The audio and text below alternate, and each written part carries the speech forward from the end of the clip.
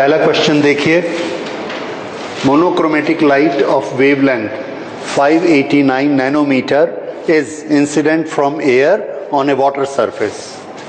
What are the wavelength, frequency and speed of reflected and refracted light? Refractive index of water is 1.33. Refractive index दिया है, क्या हो रहा है, एक मोनोक्रोमेटिक लाइट ऐसे आती है और एयर और इस तरफ है वाटर, एयर से वाटर, ओके। इस वाटर का रिफ्रैक्टिव इंडेक्स 1.33 आएगी, तो हमको मालूम है कि ये नॉर्मल की तरफ ऐसे बेंड हो जाएगी, ठीक है। This is what we remember. हमको क्या क्या निकालना है, wavelength, frequency and speed of reflected and refracted. यहां से दो एक्शन होते हैं, कुछ लाइट यहां से रिफ्लेक्ट हो जाती है, ये कौन सी है, रिफ्लेक्टेड, और कुछ यहां से रिफ्रैक्ट होती है, ये है रिफ्रैक्टेड। रिफ्लेक्टेड एंड रिफ्रैक्टेड, दोनों के लिए हमको तीन तीन चीजों के आंसर देने हैं। पहला wavelength, frequency and speed, okay. ये एयर में है, ये भी एयर में गई, सेम मीडियम में जाने से क्या नहीं चेंज होता? अच्छा, तीनों चीजों के बारे में बात करते हैं, स्पीड, फ्रीक्वेंसी और वेवलेंथ। ऐसी कौन सी कैरेक्टरिस्टिक है जो बदलती ही नहीं है, किसी भी मीडियम में जाए? वेरी गुड, एक आंसर दोनों का मिल गया। फ्रीक्वेंसी दोनों की सेम रहेगी। दूसरा, क्या क्या चीजें बदलती हैं? वेलोसिटी एंड वेवलेंथ, ठीक है। तो वेवलेंथ और वेलोसिटी दोनों के लिए एक ही फॉर्मूला है। कब बदलती हैं? जब मीडियम चेंज होता है। यहां से जो रिफ्लेक्ट होता है उसमें मीडियम चेंज हुआ, या जो रिफ्रैक्ट होता है उसमें मीडियम चेंज हुआ? रिफ्रैक्शन में मीडियम चेंज हुआ, रिफ्लेक्शन में नहीं चेंज हुआ। अगर मीडियम नहीं चेंज होगा तो वेलोसिटी का क्या होगा? सेम। वेवलेंथ का क्या होगा? Same. Frequency same, velocity same, wavelength same. Reflected के लिए वेवलेंथ, फ्रीक्वेंसी, स्पीड, तीनों का आंसर मिल गया। तो हमारा आंसर 1 क्या आया? V nu and lambda remain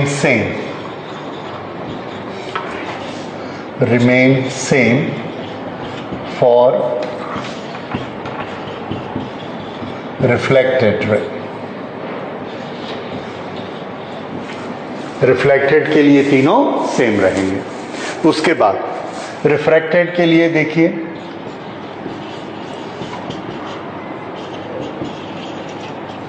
refracted के लिए म्यू का फॉर्मूला आपको मालूम है, सॉरी, म्यू रिफ्रैक्टिव इंडेक्स किसके बराबर होता है? वेलोसिटी के टर्म में बताइए।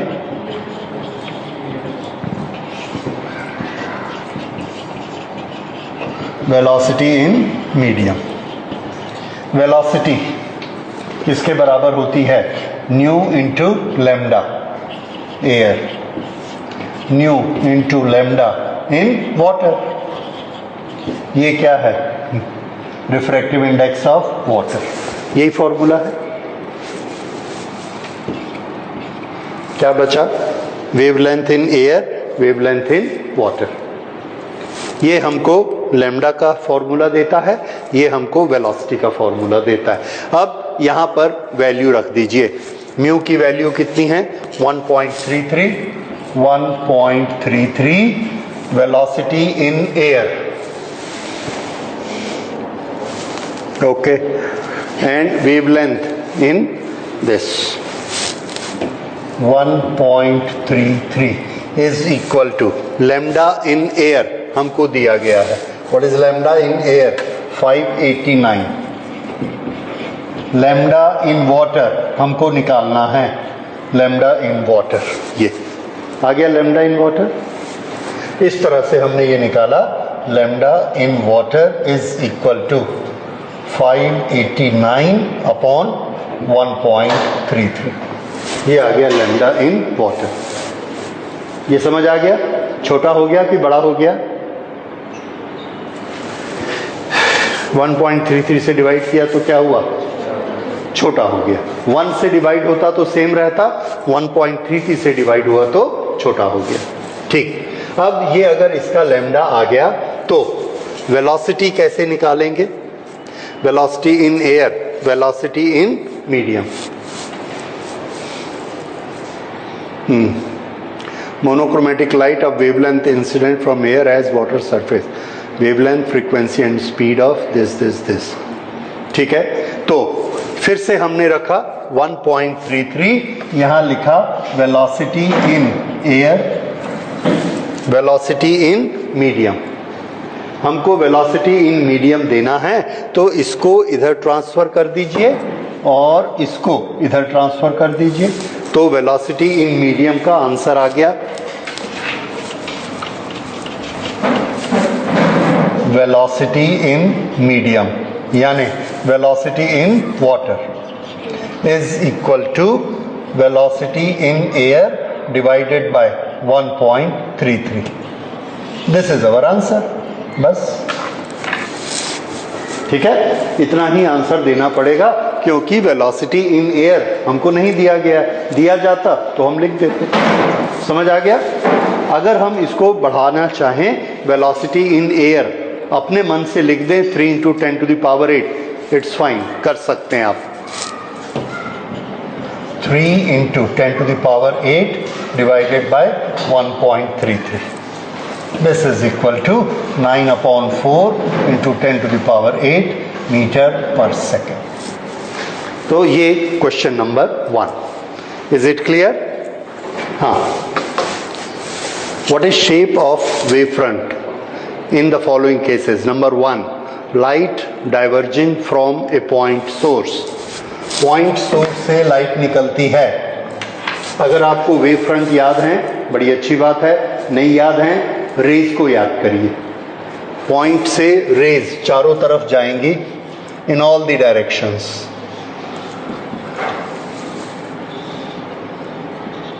अगर ऐसे रेज जाती हैं तो वेव फ्रंट कैसे होगा? आंसर है इस तरह का वेव फ्रंट होगा। ये कौन सा वेव फ्रंट है? इसकी शेप का नाम बोलिए। स्फेरिकल, सर्कुलर नहीं। तो एक पॉइंट से ऐसे चारों तरफ फुटबॉल जैसी सरफेस बनेगी, वो सरफेस ऐसी फैलती जाएगी। तो ए का आंसर क्या हुआ?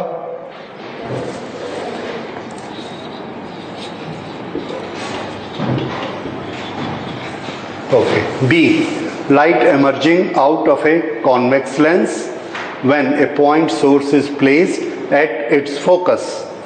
ये कॉन्वेक्स लेंस है, इस कॉन्वेक्स लेंस का ये फोकस है, यहाँ पर हमने सोर्स को रखा, तो इसके वेव फ्रंट कैसे बनेंगे? तो उसके लिए हम पहले रे डायग्राम बनाएंगे। ये रेस कैसी हैं आपस में? पैरेलल। और पैरेलल रेस का वेव फ्रंट कैसा होता है?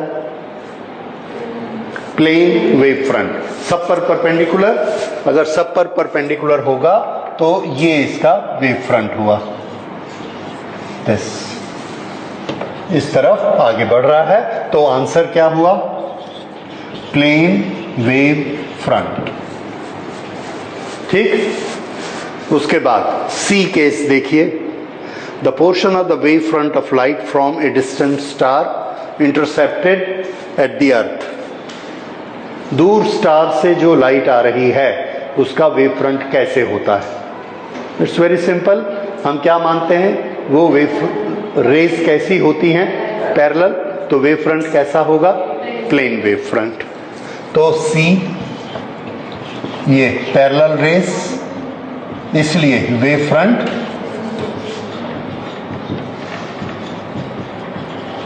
Plane wave front. ठीक है?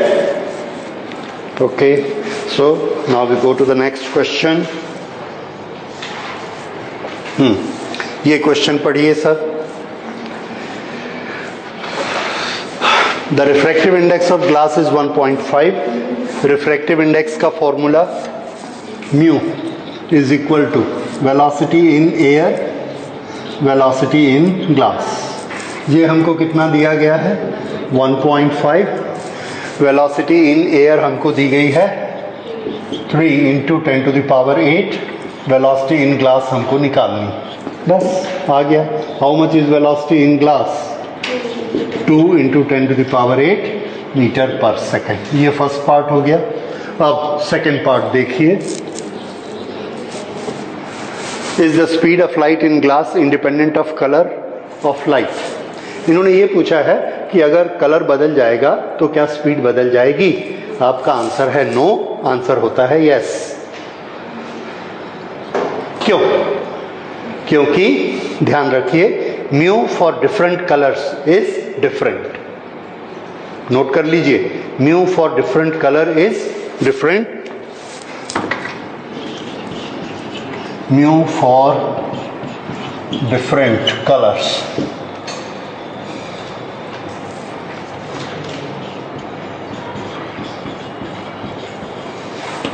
Is different. एक चीज। दूसरा, म्यू किस पर डिपेंड करता है? आपने क्या पढ़ा? म्यू वेलोसिटी डिफरेंट डिफरेंट होती है अलग अलग मीडियम में। ओके, अगर म्यू डिफरेंट होगा तो वेलोसिटी भी डिफरेंट होगी, क्योंकि ये आपने लिखा है velocity in air, velocity in glass. तो वेलोसिटी इन ग्लास किसके बराबर हुई? Velocity in glass is equal to velocity in air divided by mu. अब ये म्यू रेड के लिए अलग है और ब्लू के लिए अलग है। कैसे पता?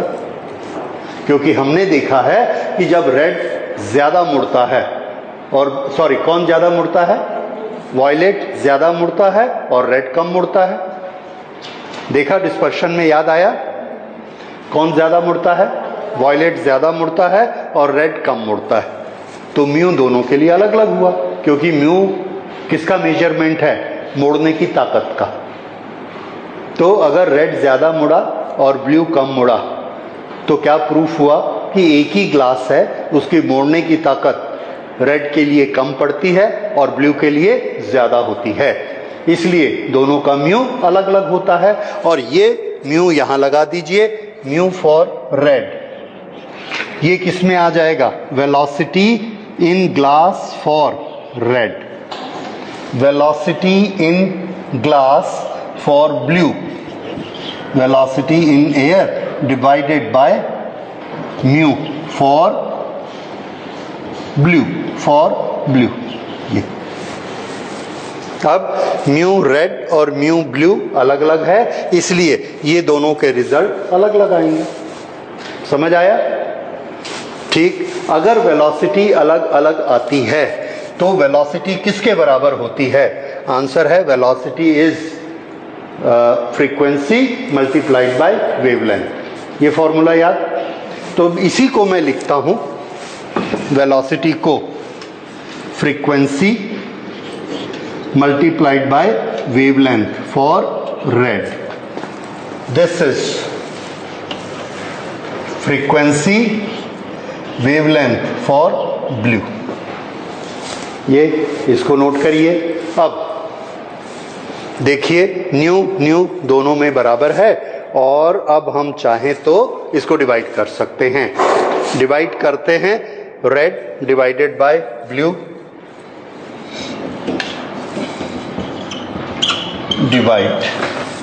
डिवाइड किया तो हमको मिला lambda red divided by lambda blue is equal to mu blue divided by mu red. ये ऐसा लैम्डा म्यू लैम्डा म्यू। अब इन दोनों को देखकर आप बता सकते हैं फिर से कौन सा म्यू बड़ा है, कौन सा कलर ज्यादा मुड़ता है? ब्लू। तो कौन सा म्यू बड़ा हुआ? ब्लू।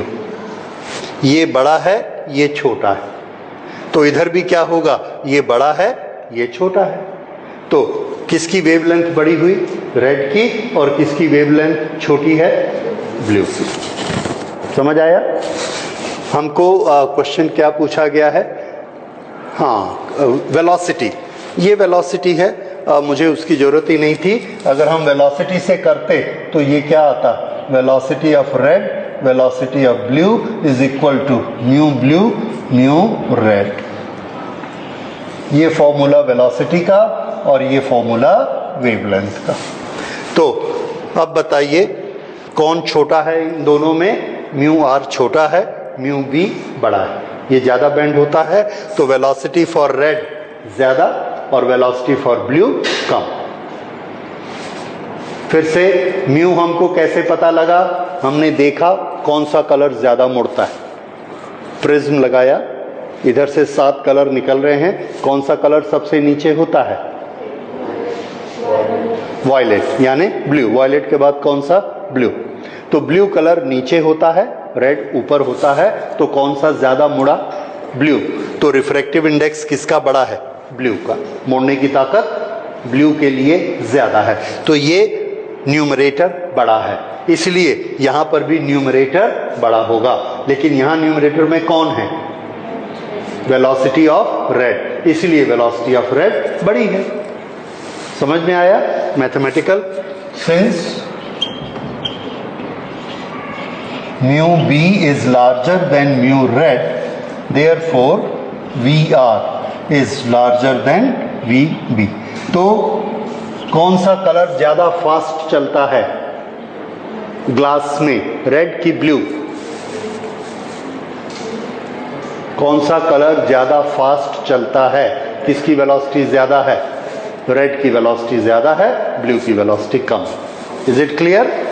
तो आप इसको ऐसा याद रखिए, ठीक है? तो क्या दोनों एक साथ निकलेंगे कि अलग अलग निकलेंगे? अलग अलग निकलेंगे। ओके, ये एक ब्लॉक है, इस ब्लॉक में यहां से व्हाइट लाइट गई, व्हाइट, यहां से ये मुड़ी,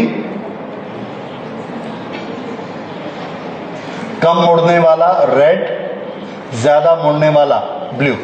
तो ये जो इसका ओरिजिनल रास्ता था, ओरिजिनल रास्ते से दोनों मुड़ गई, ज्यादा कौन सी मुड़ी, ब्लू, कम कौन सी मुड़ी, रेड। दोनों यहां पर पहुंची और यहां से फिर ये मुड़ के पैरेलल हो गई, ये हमने पढ़ा है, इसी डायरेक्शन में फिर आ गई। अब बताइए कि ये दोनों यहां इकट्ठी पहुंची कि अलग अलग पहुंची? ओके, एक चीज याद रखिए, दोनों की वेलोसिटी में किसकी वेलोसिटी ज्यादा है, रेड की वेलोसिटी ज्यादा है, रेड की वेलोसिटी ज्यादा है, ब्लू की वेलोसिटी कम है। तो हमको क्या लगता है कौन पहले पहुंच जाएगा, रेड, क्योंकि उसकी वेलोसिटी ज्यादा है। लेकिन एक चीज और याद रखिए, दोनों के जरा रास्ते को नापिए, ये वाला रास्ता और ये वाला रास्ता, कौन सा रास्ता लंबा है, रेड का रास्ता लंबा है, उसकी वेलोसिटी ज्यादा है और उसका रास्ता भी बड़ा है।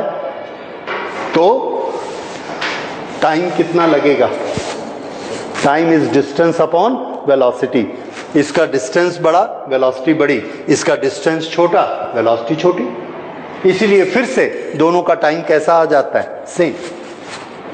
समझ आ रहा है? ये यहां से जाता है, इसकी वेलोसिटी ज्यादा है, इसकी वेलोसिटी है 1.5 माइक्रोमीटर, 1.5 माइक्रोमीटर इन 1 सेकेंड, लेकिन इसका रास्ता कितना लंबा है, 1.5 माइक्रोमीटर, तो कितना टाइम लगा, 1 सेकेंड। इसकी वेलोसिटी कम है, 1.2 माइक्रोमीटर पर सेकेंड, पर इसका रास्ता छोटा है, कितना, 1.2 माइक्रोमीटर, कितना टाइम लगा, 1 सेकेंड। समझ में आ गया? इसलिए दोनों इकट्ठे पहुंचते हैं और यहां से इकट्ठे निकल जाते, हमको पता ही नहीं चलता कि अंदर दोनों की वेलोसिटी अलग अलग थी, रास्ता अलग अलग था। एक ही टाइम में एंटर करते हैं, एक ही टाइम में निकल जाते हैं। लेकिन अंदर में क्या गड़बड़ हुई, एक की वेलोसिटी कम, एक की वेलोसिटी ज्यादा, एक का रास्ता छोटा, एक का रास्ता बड़ा। ठीक है? तो फिर से मैं समरी आपसे पूछता हूं, किसकी वेलोसिटी ज्यादा होती है, रेड की कि ब्लू की? कौन ज्यादा मुड़ता है? ब्लू ज्यादा मुड़ता है। और आगे बढ़ते हैं, किसका रास्ता छोटा होता है? ब्लू का रास्ता छोटा होता है। किसका रास्ता बड़ा होता है? टाइम किसको ज्यादा लगता है? टाइम सेम लगता है। ठीक है, सब चीजें समझ में आ गई। जिसका रास्ता बड़ा उसकी वेलोसिटी बड़ी, इसलिए टाइम सेम हो गया। Okay, now we go to next question. Young's double slit experiment में हमारे पास फ्रिंज विड्थ का एक फॉर्मूला होता है या हाइट का एक फॉर्मूला होता है। वो फॉर्मूला क्या रहता है, क्या आपको याद है?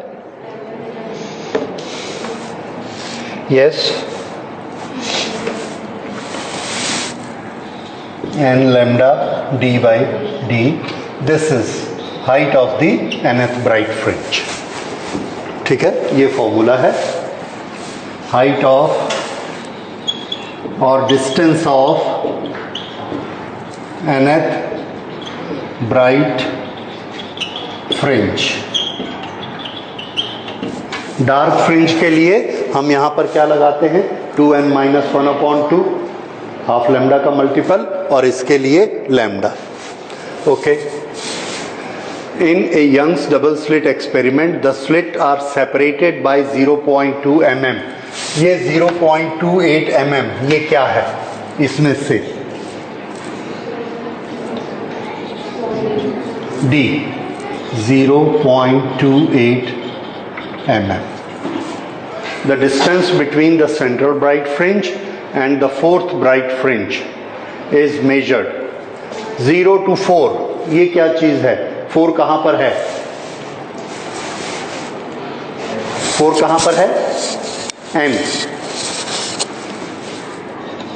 n is equal to 4। उसके बाद और क्या दिया हमको? कैपिटल D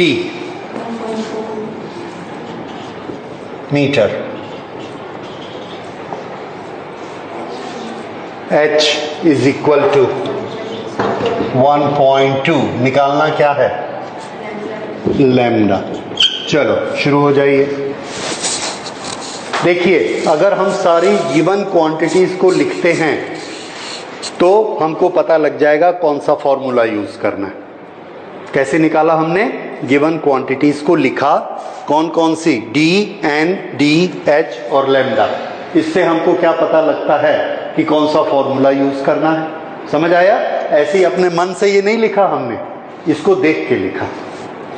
ठीक, अब इस फॉर्मूले को यूज करना है। देखिए हमारी स्किल कहाँ लग रही है? हमारी स्किल ये लग रही है कि इन क्वांटिटीज को देखकर हम एप्रोप्रिएट फॉर्मूला ढूंढ लें। तो जब हमने देखा D, N, D, H और लैम्डा दिया है तो इन सब से रिलेटेड हमने क्वांटिटी ढूंढ ली, फॉर्मूला ढूंढ लिया, इंटरफेरेंस पैटर्न दिया है, ये वाली क्वांटिटीज हैं, तो फॉर्मूला कौन सा होना चाहिए? ये फॉर्मूला होना चाहिए। समझ आया? उसके बाद तो मैथमेटिक्स है, इसको लगाइए और लैम्डा निकालिए। दिस इज 1.2 सेंटीमीटर और ये मीटर है, याद रखिए। So I set it here, h 1.2 centimeter is equal to 4 into lambda into d. This d is equal to 1.4 meter divided by small d, and small d is given to us, small d 0.28 millimeter.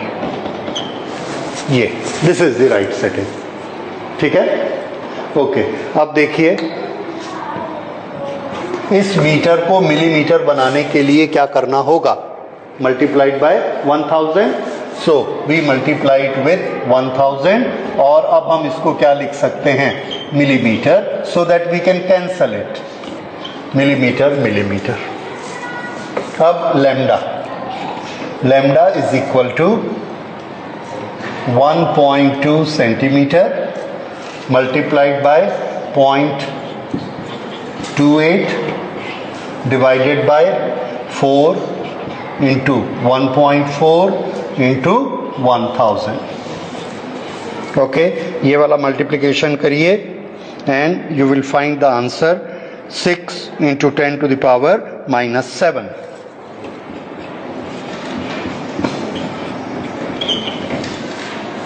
अगर आप इसको nano में लिखेंगे then this is 600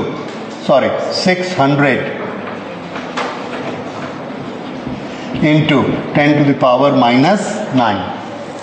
This is 600 nanometer. This is our answer.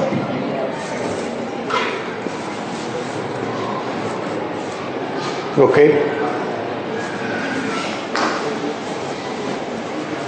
In Young's double slit experiment, wavelength lambda, intensity of light at a point is k unit.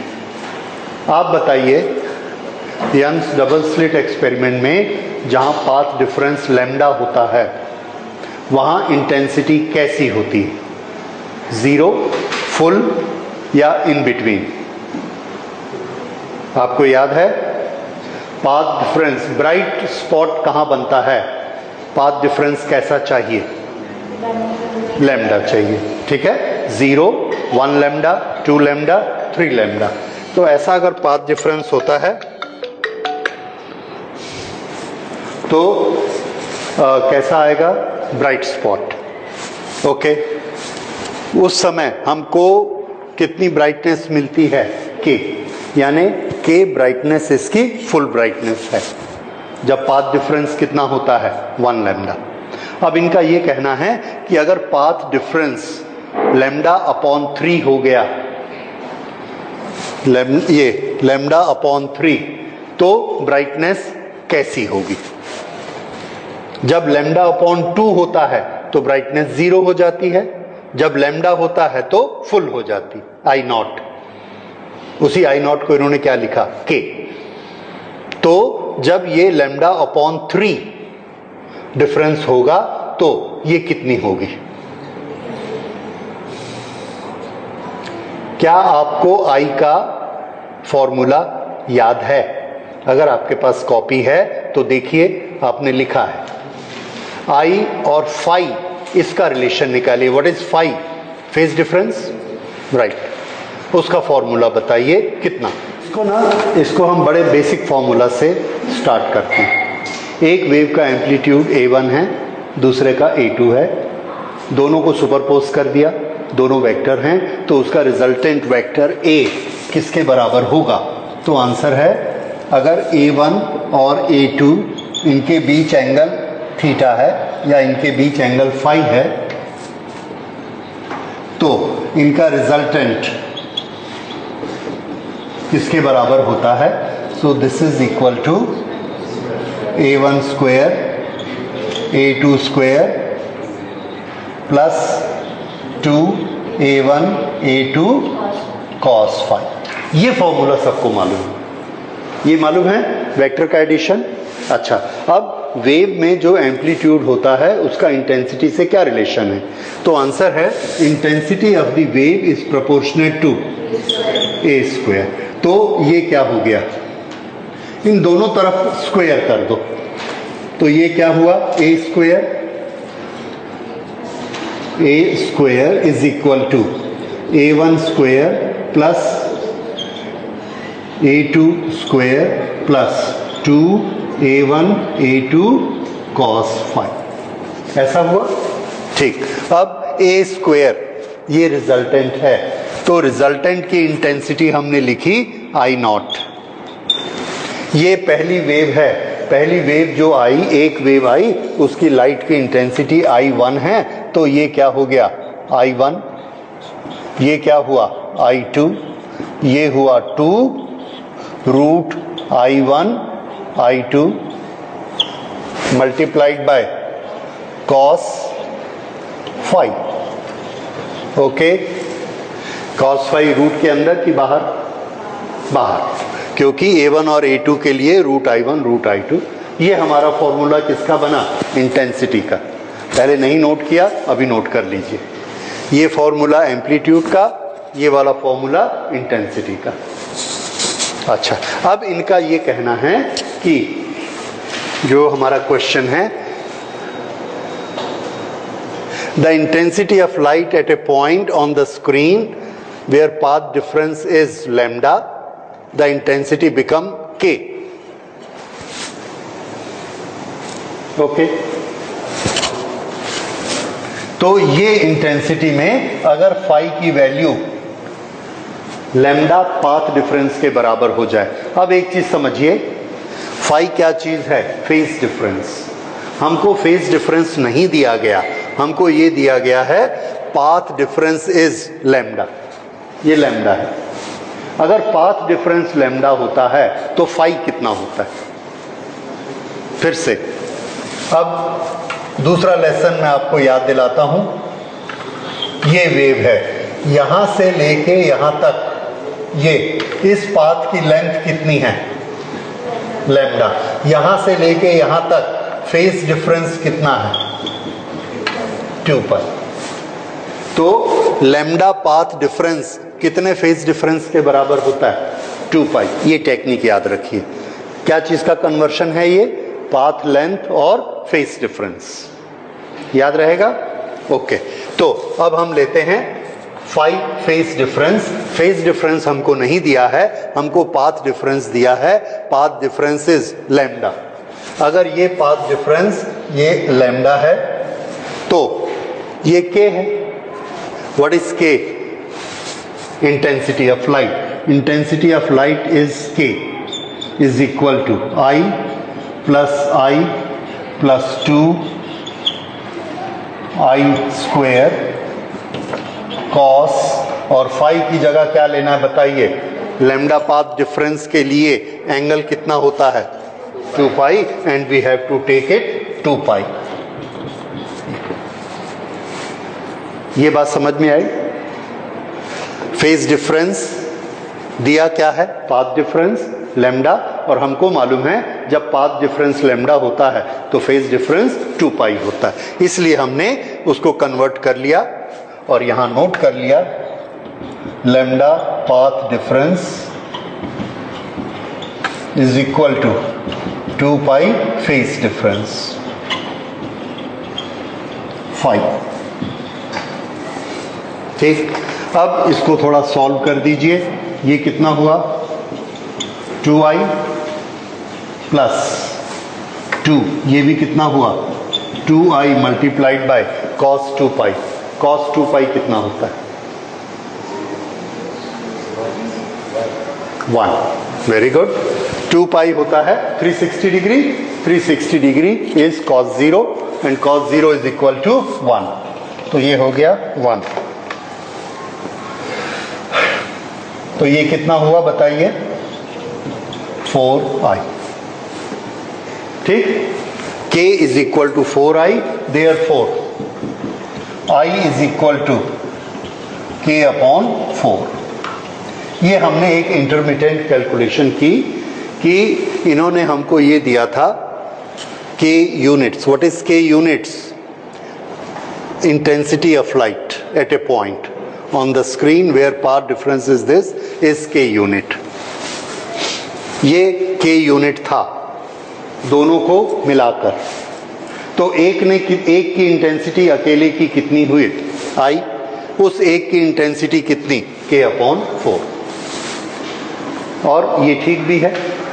देखिए, एक bulb जलाया, intensity k upon 4, दूसरे की intensity k upon 4। अगर हम दोनों को pattern बना देते हैं, इंटरफेरेंस पैटर्न, तो जहां ब्राइट बनेगा वहां कितनी इंटेंसिटी होगी और जहां डार्क बनेगा वहां कितनी होगी? फिर से, जब एम्पलीट्यूड आपस में मिलते हैं, पुराना आप लोग भूल गए हो, एनीवे फिर से याद कराता हूं। एक का एम्पलीट्यूड A, दूसरे का एम्पलीट्यूड A, दोनों एक जगह पर मिले, कितना एम्पलीट्यूड हो गया? 2a। A इसका और A इसका, दोनों मिलाकर कितना हो गया? 2a। A वाले की इंटेंसिटी है I। I किसके बराबर होता है? A का स्क्वायर। ये भी कितना? A का स्क्वायर। ठीक है, यहां पर एम्पलीट्यूड कितना हो गया है? 2a। तो I की वैल्यू कितनी हो गई? 4a square. कितनी हो गई? 2a का होल स्क्वायर क्या होता है? 4a square. और a स्क्वायर किसके बराबर है? I के बराबर। ये दोनों नॉर्मली मिलते तो कितना होता? 2i, पर एक ही जगह पर जब मिलते हैं एम्पलीट्यूड 2a हो गया तो इंटेंसिटी 4a स्क्वायर हो गई, 4 गुना। ठीक है, तो याद रखिए, मैं आपको फिर से याद दिलाता हूं, दूसरे न्यूमेरिकल में काम आएगा। जब दो वेव में कंस्ट्रक्टिव सुपरपोजिशन होता है तो एम्पलीट्यूड का क्या इफेक्ट है? एम्पलीट्यूड जुड़ जाते हैं। ए और ए, इधर ध्यान दो, ए और ए दोनों मिलाकर कितना हो जाएगा? 2a। इंटेंसिटी कितनी हो जाएगी? उसका स्क्वायर कर दो, 4। समझ आया? जहां पर डिस्ट्रक्टिव सुपरपोजिशन होता है, ए और माइनस ए दोनों में कैंसिल हो गया, कितना हो गया? 0। तो इंटेंसिटी भी कितनी हो गई? 0।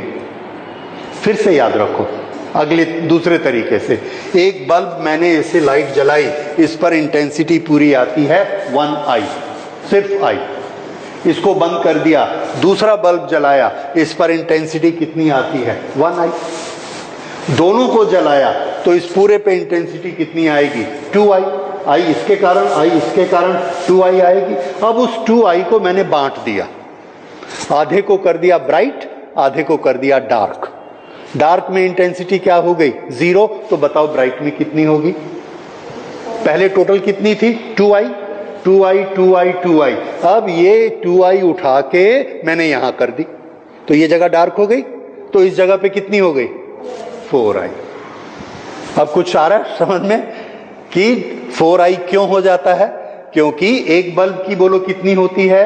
1i, दूसरे बल्ब की 1i, दोनों को पूरा एक जैसा कर देंगे तो 2i, उसमें आधा डार्क और आधा ब्राइट कर दिया तो 0 और 4i। ये इंटेंसिटी है, समझ आया? ठीक है, इस 4i को उन्होंने क्या बोल दिया है? इस 4i को हम क्या मानेंगे? k। तो i की वैल्यू कितनी हो गई? k/4। ये हमारा आया i is equal to k/4। This point is clear? Okay. अब इनका ये कहना है कि अगर पाथ डिफरेंस λ/3 हो जाए, फिर से शुरू करिए। कहां से शुरू करना है बोलो? यहां से कि यहां से? यहीं से कर लो। ये आया है, ये बताओ जब ये λ/3 होगा तो फाई कितना होगा? अब आपको तरीका आता है। लैम्डा पाथ डिफरेंस किस फेज डिफरेंस के बराबर है? 2π। तो λ/3 किसके बराबर होगा? Yes, λ/3 is equal to 2π/3 phi. ये समझ आ गया? अब यहां पर रखिए 2π/3 और i की जगह क्या रखोगे? k/4 और निकाल दो i0 कितना हो जाएगा। चलो निकालिए।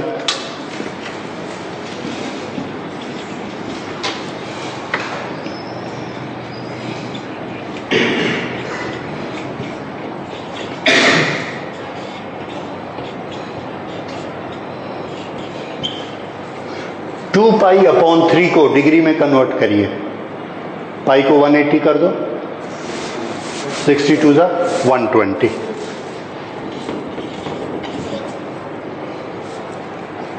cos 120 नहीं, 2π कितना होता है? 360/3 120। ठीक है, और cos 120 कितनी होती है?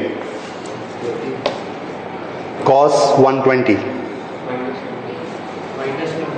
-1/2। बिल्कुल ठीक, लगा दीजिए वैल्यू।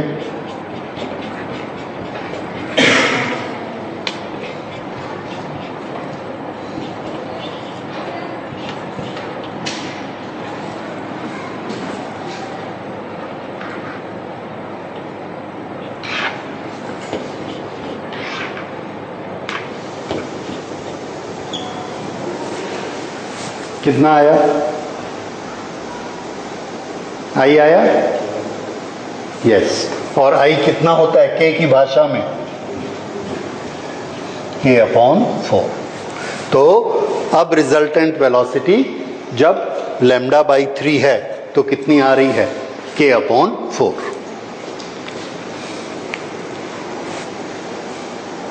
क्या पूछा गया है? What is intensity of light at point where path difference is λ/3। इस तरह से ये पाथ डिफरेंस आया k/4। This is our answer. First question पढ़ा आपने। Find the distance of third bright fringe on the screen from central maxima wavelength so much. हमको क्या क्या दिया गया है? लैम्डा, और पूछा क्या गया है? Height of the fringe. क्या आपको कोई ऐसा रिलेशन मालूम है जिसमें हाइट और लैम्डा दोनों आते हो? Yes, that is what H is equal to bright fringe. Bright fringe के लिए हमारे पास फॉर्मूला क्या है? n lambda. Very good. d और d की वैल्यू नहीं दी है, we will keep it d and d। ठीक है, ओके। सो ये h हमें निकालना है। This is equal to n की वैल्यू क्या बताइए ए क्वेश्चन में? 3। लैम्डा की value? Yes, this we will write as 3 into 650 nano. Nano के लिए क्या लिखना? 9। This is our answer for ए।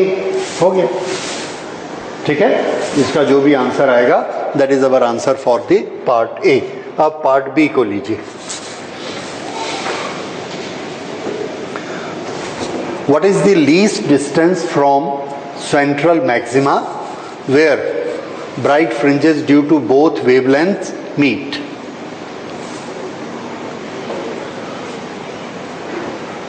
हाँ, सेंट्रल मैक्सिमा से हम ऊपर जाते हैं।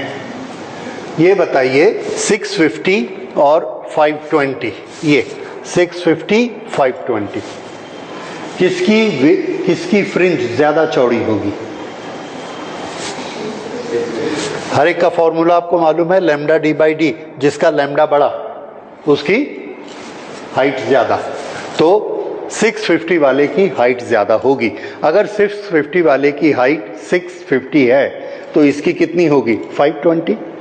ये 650 के बाद दूसरा शुरू हो जाएगा, ये 520 के बाद दूसरा शुरू होगा। क्या ये दोनों मिले? नहीं मिले। फिर ये तीसरा आया, फिर ये भी तीसरा आया, फिर चौथा आया, फिर ये भी चौथा आया। इसका टेबल क्या है? 650 650 650 650। इसका टेबल क्या है? 520 520 520 520। अब इनका क्या पूछना है? What is the least distance where bright images due to both coincide? एक जगह ऐसी आएगी जहां ये दोनों जाके ऐसे मिल जाएंगे। मैथमेटिक्स में कहां होती है वो जगह? एक है 5 5 5, दूसरा है 4 4 4। You are right. एलसीएम कितना आया? 20। ये 4 कदम में पहुंच गया 20, ये 5 कदम में पहुंच गया 20। 20 पे दोनों मिल गए। तो हमको निकालना क्या होता है? एलसीएम। फिर से देखो, अगर इसने n कदम ऊपर रखे n, तो इसको कितने कदम जाना है? n+1 n+1। जैसे ये चला, ये एक और ये दूसरा, तो ऊपर वाले की अगर n फ्रिंजेस बनती हैं, किसका बड़ा कदम है? 650 520। 520 वाला अगर n फ्रिंजेस बनाता है तो 650 वाला कितनी बना लेगा? उससे एक कम, n-1। दोनों में कितना डिफरेंस है? एक का डिफरेंस आ जाएगा। शुरू में ये डिफरेंस कितना है? थोड़ा सा, ये ऐसा शुरू हुआ, ये थोड़ा छोटी है। दूसरे में और छोटी हो गई, तीसरे में और छोटी हो गई, चौथे में और छोटी हो गई, पांचवें में इतनी छोटी हुई कि ये इसके पीछे वाले के बराबर आ गई। तो ये कितना चला? 1 2 3 n। जब ये n चला, ये भी n चला, तो ये किसके बराबर आ गया? इसके n-1 के बराबर आ गया। तो इसकी कितनी फ्रिंजेस की हाइट? n-1। इसकी कितनी फ्रिंजेस? n। दोनों की हाइट कैसी हो गई, बराबर। ये फैक्ट समझ में आया कि एक की फ्रिंजेस कितनी बनेंगी, n, और दूसरे की कितनी बनेंगी, n-1, और दोनों की हाइट कैसी हो जाएगी, इक्वल। तो इसको बनाने के दो तरीके हैं, एक हम n वाले तरीके से बना सकते हैं और एक विड्थ निकाल के LCM निकाल के भी बना सकते हैं, फिर भी हमको n निकालना पड़ेगा। तो देखिए n फ्रिंजेस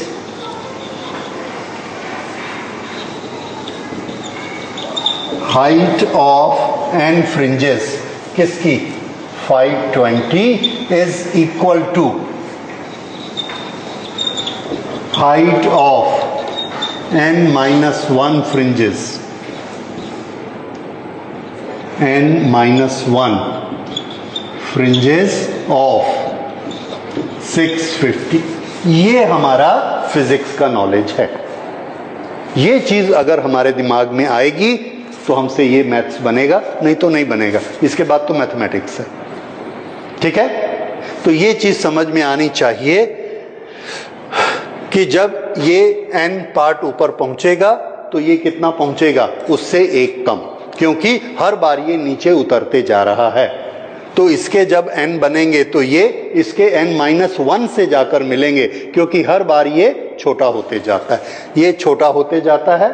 ओके, तो इसके फिर से n कदम बड़े बड़े किसके, 650 के, ये छोटे कदम है, 520 कदम चला, 520 का एक कदम है, ऐसे ऐसे ऐसे, ये n कदम चला और इसके पिछले वाले कदम से मिला गया।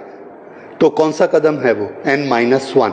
ये n चलता चलता यहाँ पहुंचा, ये n चलता चलता यहाँ पहुंचा, क्योंकि ये बड़ा है।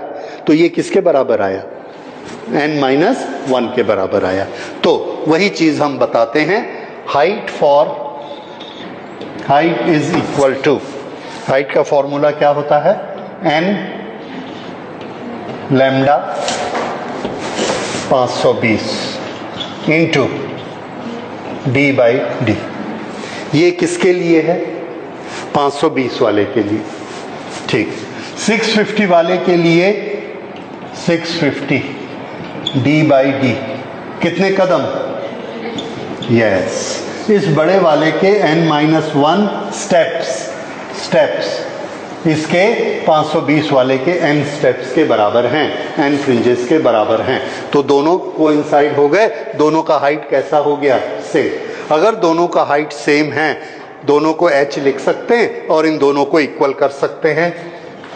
तो इसको इक्वल कर दीजिए, ये आया n-520 is equal to n-1 650।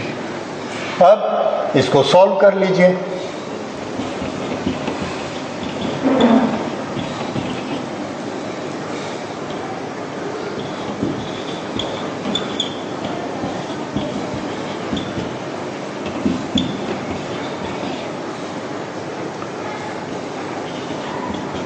हाँ, तो n किसके बराबर हुआ, कुछ होता है, यस, ये इधर ले आया, कितना आ गया, 5।